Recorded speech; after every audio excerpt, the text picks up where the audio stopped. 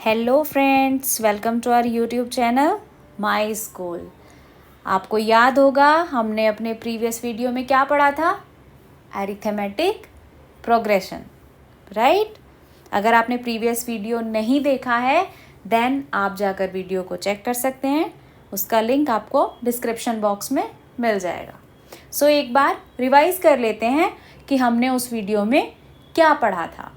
हमने उस वीडियो में सबसे पहले बात की थी पैटर्न के बारे में कि हर चीज़ हमारे आसपास बहुत सारी चीज़ें होती हैं जो कुछ ना कुछ पैटर्न फॉलो करती हैं, और कई बार ऐसी सिचुएशन होती है कि हमें बहुत बड़ी वैल्यू कैलकुलेट करनी पड़ती है जो कि एक पैटर्न में होती है। तो उसको कैलकुलेट करने के लिए हमने एक फॉर्मूला डिराइव किया जिसको नाम दिया गया अरिथमेटिक प्रोग्रेशन, जिसमें एक सीरीज़ बनती है, वो कहलाती है अरिथमेटिक प्रोग्रेशन AP। उसमें हमने क्या क्या पढ़ लिया था? उसमें हमने पढ़ लिया था कि उसमें A1 क्या होता है। A हम फर्स्ट टर्म जो भी हमें सीरीज़ दी होती है उसकी फर्स्ट टर्म को हम A से डिनोट करते हैं। उनमें एक पैटर्न फॉलो किया जाता है, तो एक कॉमन डिफरेंस भी होता है उसकी हर एक टर्म में, वो D होता है। तो उसी तरीके से हम कोई सी भी टर्म निकाल सकते हैं, जैसे कि 5 नंबर, 6 नंबर, 7 नंबर, इस तरह करके कोई सी भी टर्म हम कैलकुलेट कर सकते हैं। अब बात यहाँ आती है कि अगर हमसे पूछ लिया जाए कि आप 100 नंबर ऑफ टर्म जो इस सीरीज़ की बैठी वो कैलकुलेट करके बताइए, या 1000 नंबर वाली टर्म बताइए, देन आप इतना लंबा तो कैलकुलेशन कर नहीं सकते। सपोज कीजिए कोई भी सीरीज़ है, वो +3 ऐसे करके आगे बढ़ रही है, मीन्स जो D है वो हमारा D की वैल्यू जो है वो 3 दी है। तो आप 1000 टाइम अगर आपको पूछा जाए तो D को अगर ऐड करेंगे तो कैलकुलेशन कितना लंबा हो जाएगा? बहुत ज़्यादा लंबा हो जाएगा। इससे बचने के लिए हमने एक फॉर्मूला डिराइव किया है। हमने अपने प्रीवियस वीडियो में ही पढ़ लिया था, फिर भी यहाँ पर आपको एकदम क्लियर हो जाएगा। चलिए स्टार्ट करते हैं। अगर हमें किसी सीरीज़ का, किसी AP सीरीज़ का nth टर्म फाइंड करना हो तो उसके लिए हम क्या करेंगे? आपको याद होगा हमने अपने फर्स्ट टर्म के बारे में बात की थी। फर्स्ट टर्म को हम क्या लिखते हैं? A से डिनोट करते हैं। जो उनके बीच का कॉमन डिफरेंस होता है उसको हम D से डिनोट करते हैं। हमारी AP क्या हो गई? ये first term, second, A1, A2, A3, A4 up to AN, या कहीं तक भी ये सीरीज़ हो सकती है, हमें इसका नहीं पता। ये क्वेश्चन में आपको दिया होगा, ये सीरीज़ कहीं तक भी आगे सेम बढ़ती जाएगी। अब इस सीरीज़ का अगर हमें फर्स्ट टर्म कैलकुलेट करना हो तो वो क्या होगा? वो हमें क्वेश्चन में गिवन होगा, जो कि होगा A। अब सेकेंड टर्म क्या होगा? A2, आपको पता है A1 + D। A1 क्या है? हमारा first term. First term plus जो वो एक कॉमन डिफरेंस दिया है उससे मिलकर सेकेंड टर्म बनेगी। A3 क्या होगा? ये आप प्रीवियस वीडियो में पढ़ चुके हैं।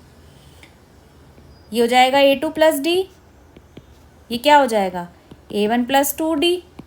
ऐसे करके हम सभी टर्म फाइंड कर लेंगे। वहाँ पर मैंने आपको एक ट्रिक बताई थी कि अगर आपको मान लीजिए सेकेंड टर्म फाइंड करना है तो D के साथ जो कांस्टेंट लगाया आप उसको देखेंगे। 1 लगा है सेकेंड टर्म के लिए, थर्ड टर्म के लिए लगा है 2, 4 के लिए लगेगा 3, तो 4 के लिए क्या आ जाएगा? फोर्थ टर्म के लिए A1 + 3D, फिफ्थ के लिए क्या आ जाएगा? यहाँ 4D आ जाएगा। ओके, इसी तरीके से अगर आप चलते जाएं तो nth टर्म के लिए क्या आएगा? A1 + n-1 इंटू D, यही आएगा। अगर अब आपको पूछा जाए कि nth टर्म कैलकुलेट कीजिए, उसका सीधा सीधा फॉर्मूला क्या बन गया? उसका फॉर्मूला बन गया, अगर आपसे पूछा जाए nth टर्म कैलकुलेट करने के लिए, इसका फॉर्मूला होता है A + n-1 इंटू D, जहाँ A है फर्स्ट टर्म, D है हमारा कॉमन डिफरेंस। चलिए एग्जाम्पल से इसको देखते हैं, देन आपको ये क्लियर हो जाएगा। लेते हैं आपकी बुक का एग्जाम्पल नंबर 3। इसमें आपको बोला है find 10th term of AP 2, 7, 12। ये हमारी एक सीरीज़ दी है AP। ये हमें बोल रहा है कि इसका 10th टर्म फाइंड कीजिए। अभी हम यहाँ से एक चीज़ और करेंगे, हम चेक करेंगे कि जो हमने फॉर्मूला डिराइव किया है वो सही है या नहीं। ओके, सो चलिए पहले, क्योंकि देखिए ये 10th नंबर का टर्म पूछ रहा है, हम इजीली कैलकुलेट कर सकते हैं। ये इतना बड़ा टर्म नहीं है कि हमें कैलकुलेट करने में बहुत ज़्यादा टाइम लगेगा। सो इसीलिए हमने ये एग्जाम्पल भी लिया। इसमें हम चेक कर लेते हैं कि हमारा फॉर्मूला सही है या नहीं। सो यहाँ से फर्स्ट टर्म हमें क्या दिया है 2, A2 क्या दिया है 7, A3 क्या दिया है 12। सो यहाँ से आपको कोई पैटर्न दिखाई दे रहा है इसमें? यहाँ पर अगर आप देखें तो D की वैल्यू क्या होगी? A2 minus A1। A2 क्या है 7 माइनस 2, क्या आ जाएगा 5 आ जाएगा। अब हमें पता तो है ही ये AP है, तो इनका डिफरेंस भी सेम होगा। तो आप चाहें तो A3 माइनस A2 कर सकते हैं, A2 माइनस A1 कर सकते हैं। D की वैल्यू फिक्स है। हमारे पास D की वैल्यू भी है, A की वैल्यू भी है। अब अगर इसमें हम ऐड करते जाएं D की वैल्यू, आगे की टर्म हमारी आती जाएंगी। यहाँ से अगर हम A4 निकालें, इससे अगली टर्म, उसमें क्या हो जाएगा 12 प्लस 5 17। A5 हमारा क्या आ जाएगा 17 प्लस 5 22। A6 क्या आ जाएगा 22 प्लस 5 27। A7 क्या आ जाएगा 27 प्लस 5 32। 8 क्या आ जाएगा 32 प्लस 5 37। 9 क्या आ जाएगा 37 प्लस 5 42। और A10 42 प्लस 5 इक्वल टू 47। अब हमने यहाँ पर सिंपली कैलकुलेशन की है ऐड करके। ये था लेंथी प्रोसेस, ये क्या था लॉन्ग प्रोसेस। अब हम क्रॉस चेक करने के लिए अपना फॉर्मूला लगाते हैं कि वो फॉर्मूला सही है या नहीं। फॉर्मूला क्या था हमारा nth टर्म के लिए? A plus n minus 1 into D। अब A की वैल्यू क्या है हमारे पास 2 प्लस n की वैल्यू 10, क्योंकि हमें 10th नंबर का टर्म फाइंड करना है। n की वैल्यू है 10 माइनस 1 इंटू D की वैल्यू 5। ये क्या आ जाएगा? पहले ब्रैकेट सॉल्व करेंगे।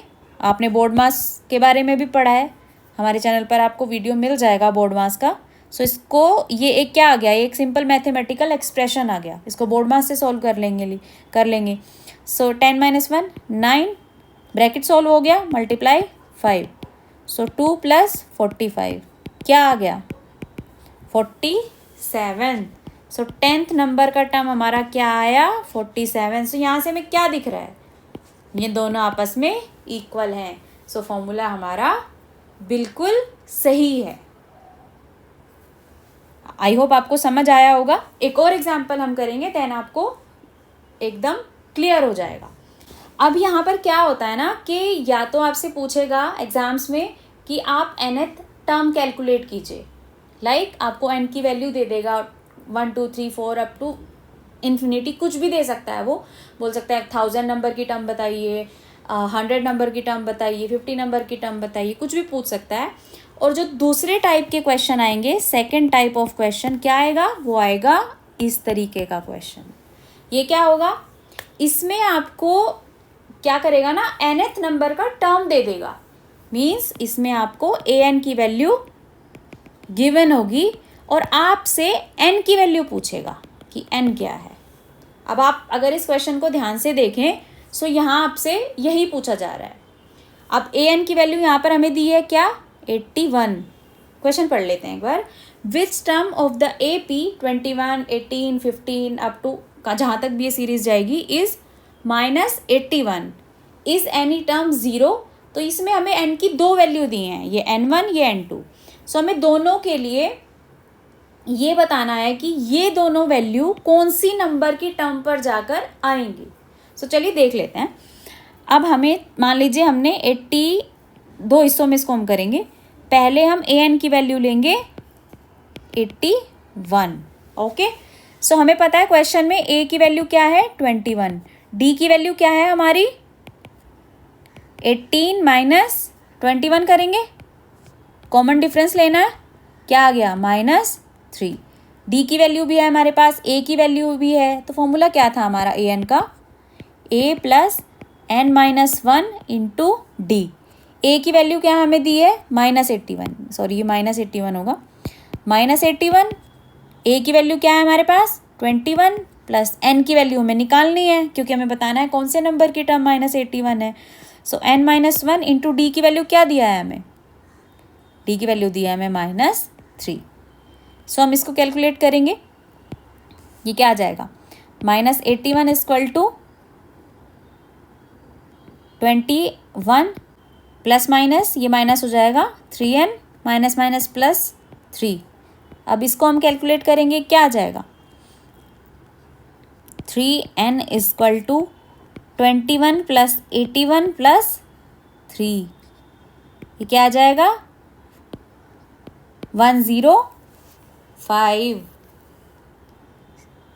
3n की वैल्यू। अब n की वैल्यू अगर हम निकालें तो क्या आ जाएगी 35। सो यहाँ से तो हमने निकाल लिया, यहाँ से हम कहेंगे 35 नंबर वाला टर्म जो है वो होगा -81। ओके, अब हमें एक क्वेश्चन और दिया है इसी में कि क्या कोई टर्म 0 भी होगा। सो यहाँ पर ए एन का वैल्यू क्या दिया है 0 और n का वैल्यू फाइंड करना है। ए और डी का वैल्यू सेम रहेगा। So A N equal to A plus n minus 1 into D है। सो ए एन की वैल्यू 0 दिया है, ए की वैल्यू हमें पता है 21 plus n minus 1 into D की वैल्यू भी हमें पता है -3। सो हम कैसे करेंगे इसको, 21 माइनस 3n प्लस 3n की वैल्यू क्या हो जाएगी 24 और n की वैल्यू क्या हो जाएगी 8। सो यहाँ से क्या पता चलता है कि 8th नंबर का टर्म जो है वो होगा 0। सो आई होप आपको समझ आया होगा कि इसमें किस किस तरीके के क्वेश्चन मिलते हैं और कैसे हम इनको फाइंड करते हैं। सो मिलते हैं अगले वीडियो में एक और इंटरेस्टिंग टॉपिक के साथ। तब तक के लिए thank you and please like share and subscribe our YouTube channel.